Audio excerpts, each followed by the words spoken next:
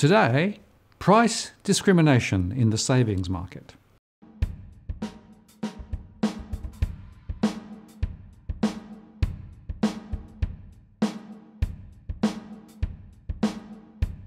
Hello again, I'm Martin North from Digital Finance Analytics. Welcome to our latest post covering finance and property news with a distinctively Australian flavour. One of the critical issues which is hardly discussed in the media is the fact that many savers have funds in accounts which are paying very low rates of interest, when in fact there are better deals available. This little guilty secret allows banks to pump up their margins, offer highly attractive rates to capture new customers, and then milk them downstream. Paying lower interest rates to long-standing customers is a long-running pricing strategy used by firms around the world and gets almost no coverage. It's a blatant example of price discrimination, which occurs when providers offer different prices to different customers that have the same cost to serve, but different willingness to pay. But now the UK's Financial Conduct Authority has released a discussion paper on the problem, which we also see here in Australia. They believe this is unlikely to change without further intervention. And they propose a solution which we think might be worth looking at here too. So today, I'm going to look through their report and discuss the issue in depth. And by the way, if you value the content we produce, please do consider joining our Patreon program, where you can support our ability to continue to make great content. Here is the link, and it's also in the comments below. Many savers, yes, there are still some with money in the bank despite the debt bomb, have their hard-earned savings sitting in low-interest paying accounts. The FCA research shows that 33% of the £354 billion easy access savings accounts balances in savings accounts in the UK have been in accounts for more than 5 years, and that on average long-standing customers receive around 0.82% less than accounts opened more recently. A similar trend is also reported in the £108 billion investment savings account, where again long-standing customers receive on average 0.87% lower.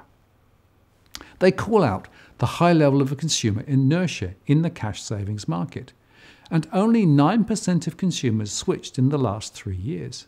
And their research also highlights that providers have multiple easy access products, leading to confusion for consumers and large personal account providers that have a competitive advantage over smaller providers. So they've initiated a discussion about what should be done in the UK to improve outcomes for customers. They say that consumers are put off switching by the expected hassle.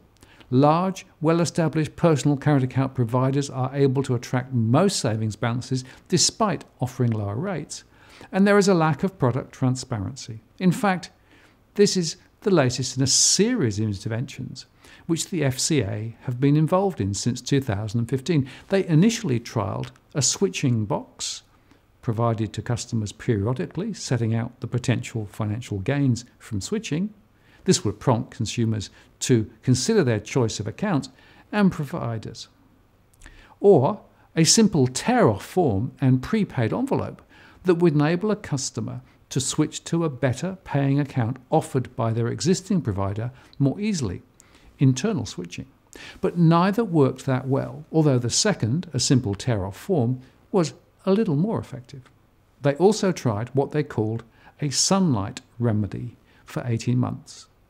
In this trial, they asked firms to provide data on the lowest possible rate that customers could earn across all their easy access savings accounts and easy access ISAs.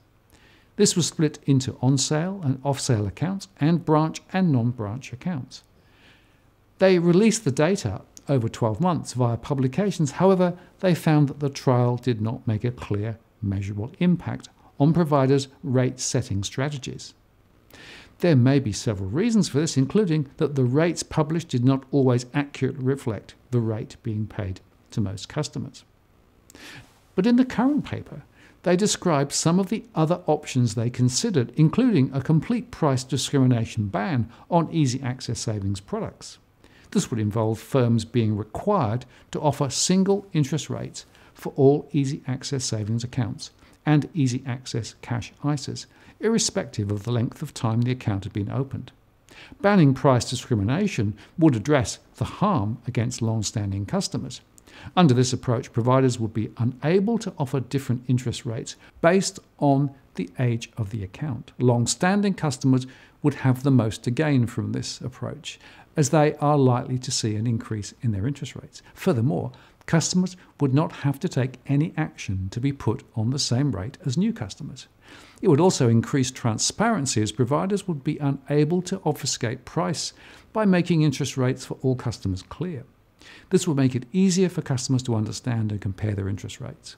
It would therefore be beneficial for competition, as it would make it easier for customers to shop around for a potentially better value product with an alternative provider. It may be beneficial for smaller providers with smaller bank books as well, as it would not affect them as much as providers with large bank books. Similar providers would therefore be able to continue to offer higher rates than larger providers, attracting customers. This would make it easier for small firms to attract new business and thus expand. The increased transparency as to this effect, as customers would be able to compare rates more easily and understand how different providers treat their customers. However, the FCA says that although they have not performed any detailed modelling of this potential remedy, they believe that the unintended consequences of this approach could be significant, and it may outweigh the intended benefits. First, all retail deposits make up a vital part of providers' funding strategies, with 87% of funding generated by customers' deposits, either current accounts or savings accounts. This approach is therefore likely to have an adverse effect on funding models, and it would significantly decrease flexibility and reduce providers' ability to alter their pricing strategies to manage their funding requirements by, for example, shedding or attracting deposits. They consider that this could lead to significant unintended consequences. They therefore believe that a less restrictive option would be more proportionate relative to the harm.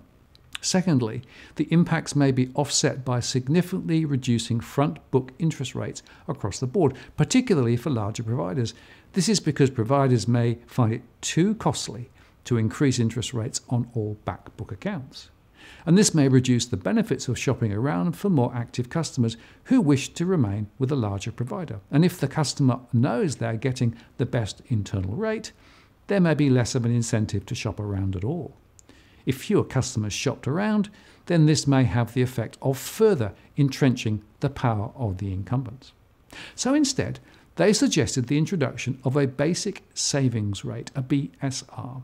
The BSR would involve providers applying single interest rates, the BSRs, respectively to all easy access cash savings accounts and to all easy access ISAs, which have been open for a set period of time, for example, 12 months.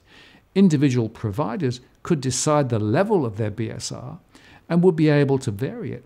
Providers would remain able to offer different interest rates for customers in the period before the BSR applies, the front book, and the BSR option that they modelled is based on providers having broadly three groups of customers: front book customers who open their account within the last year, mid-book customers who open their accounts between 1 and 2.5 years earlier, and back-book customers who open their accounts over 2.5 years earlier. They suggest that consumers could gain £300 million per year, actually a range of between 150 million and 480 million.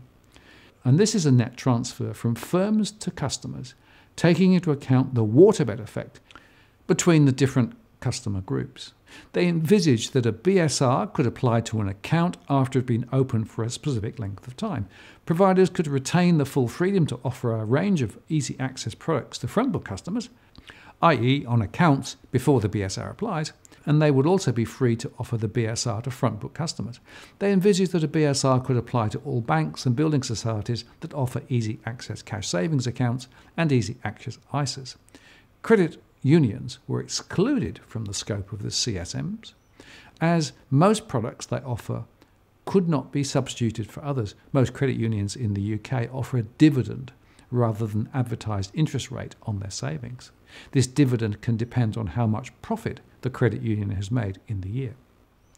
They say it would be important for the BSR to be communicated effectively to consumers. This would ensure that consumers are aware of the changes on their interest rates on their savings accounts and prompt them to consider their choice of savings accounts and firms. And in doing so, they may increase competitive pressure. In addition to providers' current obligations on the communication of interest rate changes, to provide clarity to consumers before they open their account, providers could display their BSR prominently on their webpage, clearly stating that this is their basic savings rate and that it is comparable, including the BSR, in summary boxes for easy access accounts. They could also make the interest rate that would apply after the 12 months clear and include a projection of the balance of the account when the BSR applies, based on, let's say, £1,000 account balance.